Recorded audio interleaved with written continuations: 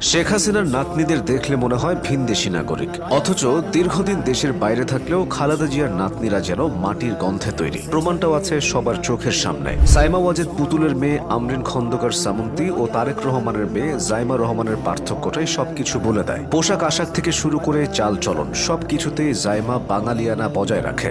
রূপে গুণে যেমন সেরা, তেমনি যোগ্যতাতেও জাইমা হাজার মাইল এগিয়ে। এছাড়া আরাফাত রহমান কোকোর দুই মেয়ে জাফিয়া রহমান ও জাহিয়া রহমানের ক্ষেত্রে বিষয়টা এমন, জীবনের বড় একটা অংশ তাদেরকে বিদেশে কাটাতে হয়েছে, তবুও তারা শেকড় ভোলেননি। দেশের সাথে আছে অকৃত্রিম বন্ধন। ব্যতিক্রম শুধু শেখ হাসিনার ছেলে সজীব ওয়াজেদ জয় এবং তার বোন সাইমা ওয়াজেদ পুতুলের সন্তানরা। তারাও বিদেশে বেড়ে উঠেছেন, কিন্তু বাংলাদেশি সংস্কৃতি বা শেকড়ের প্রতি তাদের খুব একটা আগ্রহ নেই। সজীব ওয়াজেদ জয়ের ঘরে শেখ হাসিনার এক নাতনি আছে, তার নাম সোফিয়া ওয়াজেদ। জয় 2002 সালের 26 অক্টোবর যুক্তরাষ্ট্রের নাগরিক ক্রিস্টিনার সঙ্গে বিবাহ বন্ধনে আবদ্ধ হন। সেখানেই তারা তাদের